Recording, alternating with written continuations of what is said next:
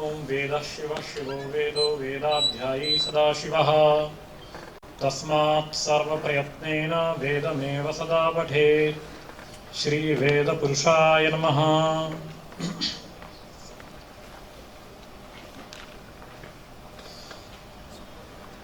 आज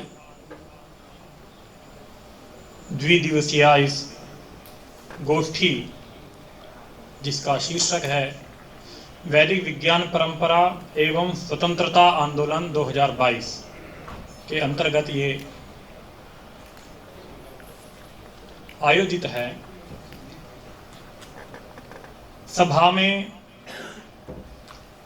अध्यक्ष पद को अलंकृत करने वाले आचार्य शर्मा गुरु जी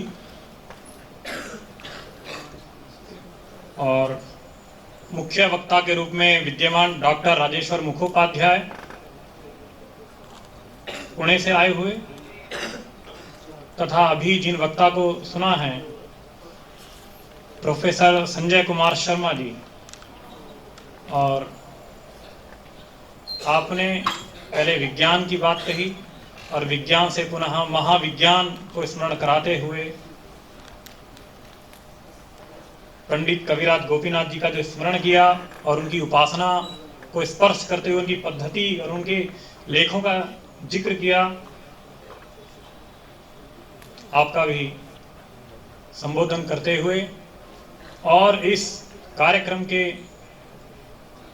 संचालक महोदय प्रोफेसर कार्तिकेय श्रीवास्तव जी और वैदिक विज्ञान केंद्र के समन्वयक और पिछले 2-3 वर्षों से निरंतर होने वाले इस तरह के कार्यक्रमों के मुख्य सूत्रधार प्रोफेसर उपेंद्र कुमार त्रिपाठी जी, इसके अतिरिक्त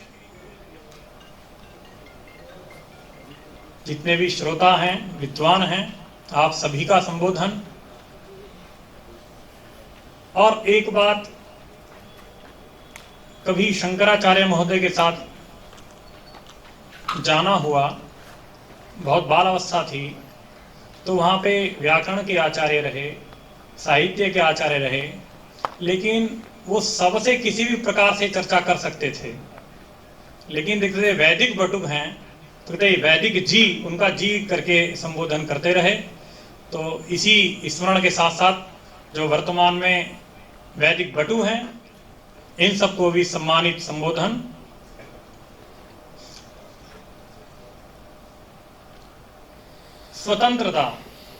स्वतंत्रता के विषय में हमारा देश आजाद हुआ, यही स्वतंत्रता है। वेद एक किस विषय को प्रतिपादित करता है? तो वेद और एक स्वतंत्रता। तो वेद 2 विषयों को प्रतिपादित करता है, जैसे आचार्यों ने कहा है, धर्म ब्रह्मणि वेदैक वेद्ये। या तो धर्म से प्रारंभ करके ब्रह्म की प्राप्ति तक मान लिया जाए, या तो मुख्यतया धर्म का प्रतिपादन करता है और ब्रह्म का प्रतिपादन करता है, और अर्थ काम के लिए उनके जो उपवेद हैं और जो 64 विद्याएं हैं उनके माध्यम से उनका हो जाता है, क्योंकि जो शिखर पे है वो शिखर को ही प्रतिपादित करेगा। ये वेद की स्थिति है। तो वेद में जो विषय है जिसे हम धर्म कह रहे हैं, धर्म कहीं ना कहीं बहुत सूक्ष्मता में जाएंगे।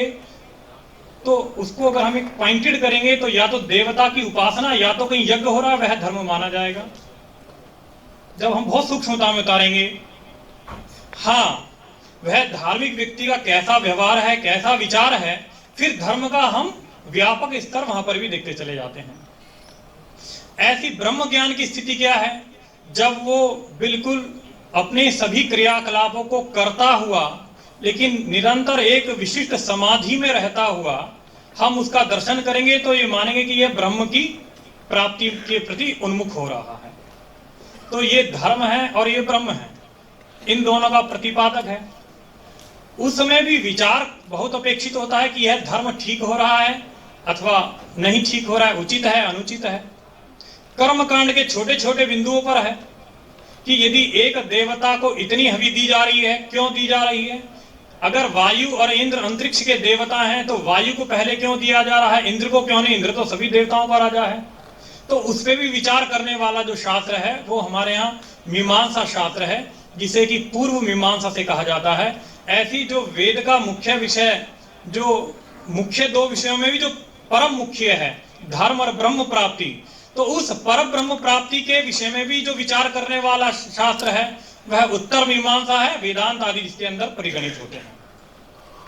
तो हम यदि इस स्वतंत्रता के इस शब्द में स्व शब्द को लेते हैं तो वहां प्रथम आचार्य मीमांसक कहते हैं कि स्वाध्यायोध्येतव्यः, आपका जो अपना अध्ययन है उसका अध्ययन के अनुरूप अध्ययन करिए, तद अनुरूप आचरण करिए। तो वो स्व क्या है? वो स्व कहते हैं कि आपकी अपनी वंश परंपरा में जो शाखा का स्वाध्याय हो रहा है उस शाखा को चुनकर और अपने जो गुरु अथवा आचार्य हैं वो उस शाखा का एक एक शब्द के अनुसार उच्चारण करवाएं, तब वह आपका स्वाध्याय संपन्न होता है।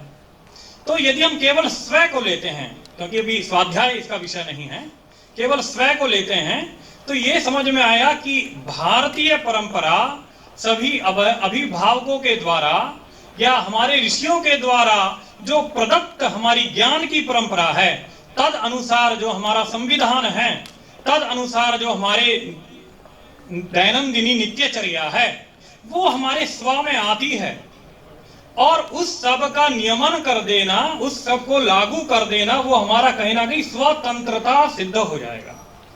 स्वतंत्र का मतलब यही है ना कि हमारे ऊपर और किसी और देश का, किसी और पर व्यक्ति का जो है राज ना रहे, हमारी स्वकीय तंत्रता रहे, तो वो स्वतंत्रता होती है। तो उस दृष्टि से देखते हैं तो स्वतंत्रता जो वैदिक जो मूल हमारे आचरणों को प्रतिपादित करता है, जो धर्म को प्रतिपादित करता है, जो ज्ञान विज्ञान को प्रतिपादित करता है, वही हमारी स्वतंत्रता है, या वही उसको मानकर हमें अगला लक्ष्य लक्षित करना चाहिए।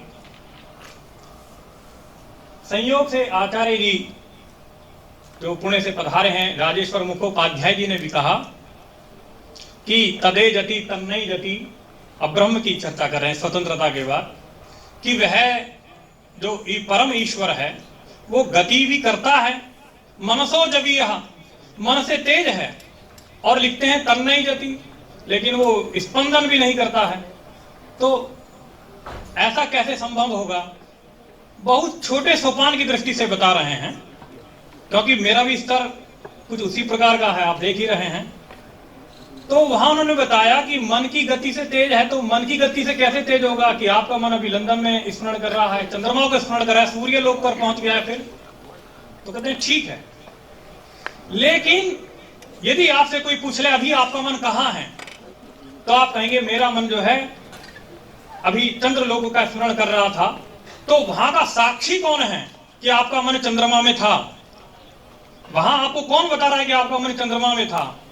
तो वो जो साक्षी है वही परम ईश्वर है। जैसे यदि मेरा मन इस समय लंदन में है, तो वहां पे जो व्याप्त आकाश है, तो वो आकाश रूप में वहां विद्यमान है, जबकि वो गति भी नहीं कर रहा है। तो ऐसा ब्रह्म के स्वरूप में भी एक प्रतिपादन होता है। तो अब ये बात आई कि मीमांसा विचार शास्त्र है, उत्तर मीमांसा ब्रह्म का प्रतिपादक है। क्यों ऐसा है कि वेद के दो भाग हैं, एक धर्म आदि का ख्यापक करे, एक जो है ब्रह्म ज्ञान कराए, ये दो की क्या अपेक्षा है? प्रारंभ अवस्था में बहुत छोटी छोटी कहानियां आपने भी सुनी होगी। गुरुजी ने कहा अरे जाओ अपने अपने बर्तन मान के ले आओ, दूध रखना है। तो कुछ जो अच्छे थे एक दो, उन्होंने अंदर से पात्र मांजा, और कुछ लोगों ने बाहर से पात्र मांजा, और गुरु ने कहा नहीं जो अंदर से मांजा वो ठीक है, बाहर वाला उतना ठीक नहीं है।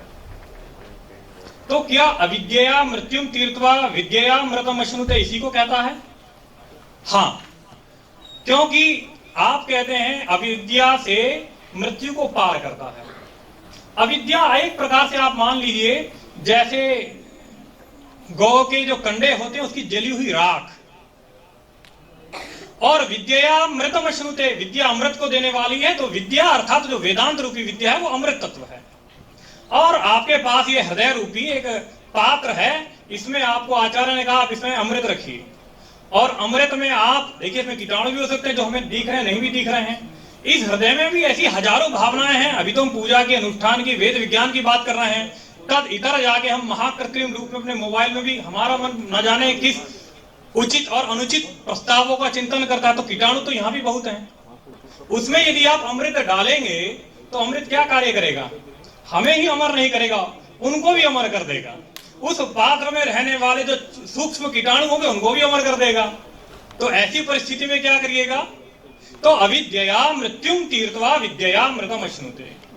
आप देखते भी होंगे कई जगह बहुत से ऐसे भी लोग हैं जो बहुत कई वर्ष जो है बहुत उपासना किए हैं, आचार्यों के पास कथा आदि करने लगे हैं, लेकिन शनै शनै क्या हुआ? उनका धीरे धीरे पतन भी हो जाता है, क्योंकि उनके जो सूक्ष्म कीटाणु हैं कहीं ना कहीं वे भी अमृत तत्व को प्राप्त कर लिए हैं। अतः अविद्यया मृत्युम तीर्थवा विद्यया मृतम अश्नुते। इसीलिए मातृदेवो भव, पितृदेवो भव, आचार्य देवो भव। आचार्य ही मुख्य प्रतिपादक जो होता है ब्रह्म का, उससे पहले माता है। 5 वर्ष तक लालन करना चाहिए, मतलब कि मारना नहीं चाहिए, लेकिन माता को तो सब अधिकार है। माता ही प्रथम सत्य बताएगी। तो मातृ देवता वाले आप बनिए, पिता को देवता वाले बनिए। ये एक विशेष बात है कि आज यदि हमारा बालक गुरुकुल में पढ़ रहा है तो उसको शिक्षा वही मिल जाती है कि पिता को देवता मानना है। कभी ऐसा नहीं कि मैं आपका आचार्य हूं तो उन सबको छोड़कर मुझे ही प्रथम मानिए। लेकिन जब हमारा बालक किसी ऐसी वैदेशिक संस्था में, किसी इस प्रकार की संस्था में जाता है तो वहां उसकी प्रमुखता वही हो जाती है, और कहीं ना कहीं वह अपने भारत में रहने वाले माता पिता से कहीं ना कहीं दूर होता जाता है। तो परंपरा वही है। आज भी हॉस्टल हो रहे हैं, लेकिन वहां की परंपरा में वही बता दिया जाता है कि आपकी अपनी परंपरा की शाखा का आपने अध्ययन करना है, माता को पिता को आपने देवता मानकर ही चलना है। और वही आज भी बच्चे दूर पढ़ रहे हैं, लेकिन उसमें ये परंपरा का अभाव होने से बच्चे का अपनी जन्मभूमि से, माता पिता से, विचार से उच्छेद हो जाता है। तो जहां जाता है तो वहीं स्थापित हो जाता है, या वहां की संस्कृति स्वीकार करके यहाँ पे पुनः आ जाता है। तो ये भी एक जो है कहीं ना कहीं वेद की इस विशिष्ट और सूक्ष्म विज्ञान को समझकर ही ऐसे स्थलों पे अपने बालकों को भेजना चाहिए। अच्छा, इसी के उपरांत चूंकि किसी और कार्य में व्यापृत रहा, ये हुआ कि हम स्वतंत्रता की जो चर्चा कर रहे हैं कि हम ये देखते हैं कि यदि हम ऋषियों से प्रारंभ करते हैं तो ऋषियों का समय अत्यंत यौगिक रहा। उसके उपरांत उन्होंने जिनको उपदेश दिया वो कहीं ना कहीं प्रकृति और योग से मिश्रित होकर उन आचार्यों ने ग्रहण किया। उसके उपरांत कहीं ना कहीं अधिकता से हम लोग प्राकृतिक होने लगे, अपनी स्वच्छता, अपनी शुद्धता, अपनी रक्षा के ऊपर अधिक ध्यान लगे, ये विद्या गौण होने लगी।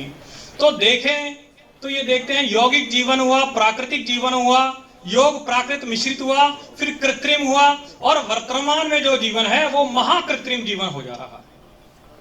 तो लगेगा एक छोटी सी बात की महाकृत्रिम हम कैसे मान सकते हैं?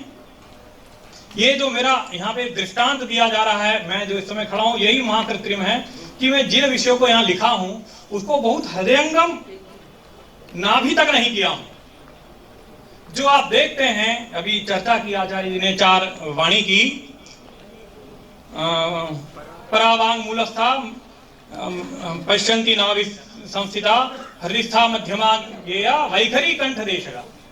तो वैखरी जो कंठ देशगा है उसका कारण यही है कि मैं अपने विचारों को, अपने भावों को मैं उसको हृदयंगम कर ही नहीं पा रहा हूं। तो मैं वैखरी तक ही सीमित हूं, मैं अपने विचार में भी वैखरी तक ही सीमित हूं। परा पहुंचना असंभव से भी असंभव है।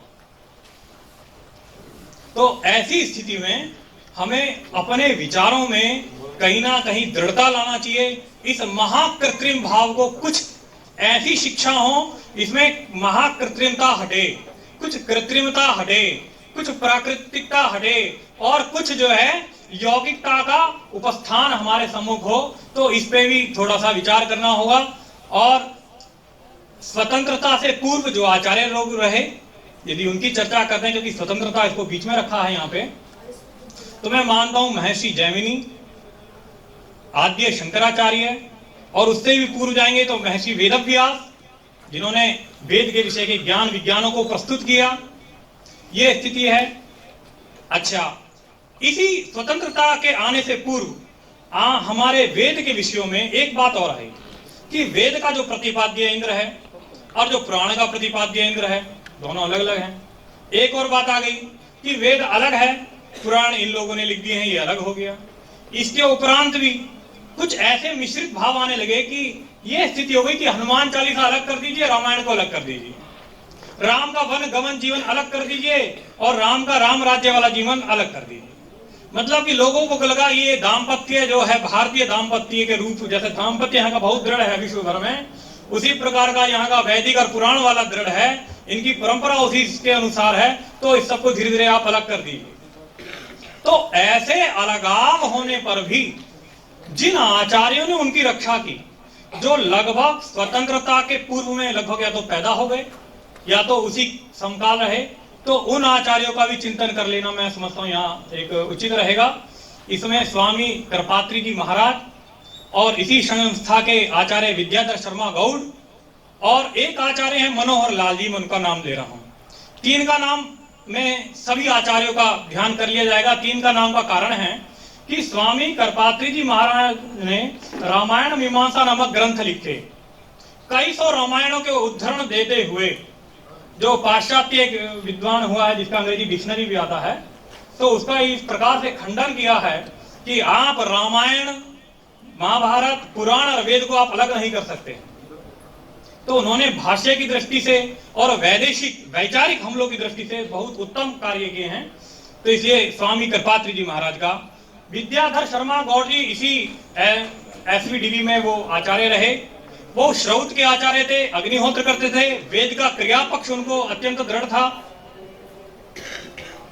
तीसरे नंबर पे जिन आचार्य का संबोधन है ये मनोहर लाल आचार्य हैं और इन्होंने वेद का जो मूल शब्द है और उस मूल शब्द का उन्होंने लगभग हमें लगता है बहुत उत्तर अवस्था में प्रारंभ किया और उन्होंने उसको बड़ा दृढ़ता से कंठस्थीकरण करते करते करते जो आप ये सुनते ही हैं जटा आदि पाठ, उनको दृढ़ करते हुए उन्होंने उसके शब्द रूप को बड़ा मजबूत उपस्थापित किया और अपने दो चार मजबूत शिष्य यहाँ प्रकट किए। तो शब्द शास्त्र वाले आचार्य हुए, भाष्य वाले आचार्य हुए और श्रौत क्रिया करने वालों में आचार्य विद्याधर गौड़ जी का ये नाम रहा। इसी क्रम में जैसे आचार्य जी ने चर्चा की कि वायु के जो है इतने प्रकार होते हैं, ये एक वो है कि ये ठीक कह रहे हैं क्योंकि वायु के इतने प्रकार 49 प्रकार की वायु के वेद में नाम भी मिल जाते हैं। उग्रश्च, भीमश्च, ध्वांतश्च इत्यादि यहाँ भी मिलते हैं, कुछ दूसरे अध्याय मिलते हैं, लेकिन पूरे 49 के 49 नाम मिल जाते हैं। ये वायु का स्वरूप है। और जब ब्रह्म की व्यापकता का ईशा उपनिषद में होता है तो लिखा है मातरिश्वा अपोदधाति, तो वो मातरिश्वा रूप में वह जो परब्रह्म है जिसका एक रूप वायु रूप में घटक है, मतलब कि जो बिल्कुल निर्विकार है, वो वायु भी नहीं है, आकाश नहीं है, तो क्या है? तो कहीं ना कहीं उसका स्फुरण इस रूप में मिलता है कि वायु रूप से वो सभी जगह कर्मों को स्थापित करता है, स्फुरण प्रारंभ होता है, स्पंदन होता है। तो इस प्रकार का एक स्वरूप ब्रह्म के रूप में यहाँ भी मिल जाता है। यद्यपि अब जो कहा जाने वाला है वो एक प्रकार से कहते हैं जो वेदत्रयी है, भित्ति दीवार के समान ये हमारा यजुर्वेद है और ऋग्वेद जो है वो आभूषण रूप है। ऋग्वेद जो है आभूषण रूप है और उस गहने के अंदर लगा हुआ जो रत्न है वह साम रूप है।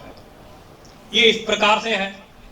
तो साम में जो रत्नता कही है उसका भी विशेष महत्व है, क्योंकि जितने भी साम मंत्र हैं वे सबके सब ऋचाओं के ऊपर ही आश्रित होते हैं। मतलब कि जो साम वेद पढ़ेगा उससे पहले तो ऋग्वेद याद करना ही पड़ेगा, ये जरूरी है।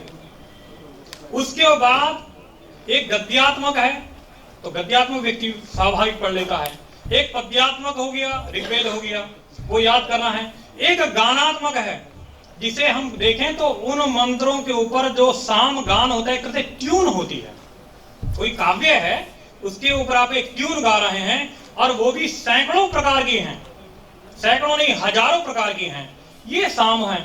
और उस साम की महत्ता क्या है? इसी के साथ साम की महत्ता है कि आज काशी के अंदर यदि हमें गंगा जी उपलब्ध हैं तो वो कहीं ना कहीं साम गान है, क्योंकि भगवान किसी पुराणांतर में नारायण कहीं सही कथा सुने हैं और देवी भागवत में भगवान राधा कृष्ण विराजमान हैं अपने रास मंडल में, तो भगवान शिव उनको साम सुनाते हैं। क्योंकि एक बार किसी प्रसंग में उन्होंने कभी कहा भगवान शिव ने कि अरे नारायण, आप तो जो है शेष की सैया है और जो है भगवती लक्ष्मी आपके चरण कमल दबा रही हैं, परमानंद है, आपको क्या योग आदि की अपेक्षा। तो कहे आपको इससे भी उत्तम स्थान दूंगा। तो क्या स्थान दिए हैं? सुनते हैं जो बांसुरी है उसमें भगवान शिव को धारण किए। तो कहां शेष सैया, कहां भगवान के अधर, तो उस पे जो है भगवान शंकर को वो शनि शनि पैर भी दबा रहे हैं।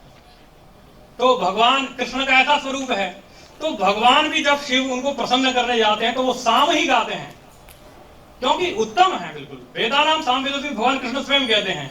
तो साम गाते हैं और साम गान के उपरांत जब साम गान गाथा संगीत गाने के उपरांत देखते हैं राधा कृष्ण वहां नहीं है, केवल पानी हो जाता है और वही पानी गंगा के रूप में वर्तमान में हमको मिल रहा है। ऐसी कथा देवी भागवत में है। तो इसी सब के साथ मैं भगवान शिव की नगरी में कार्यक्रम को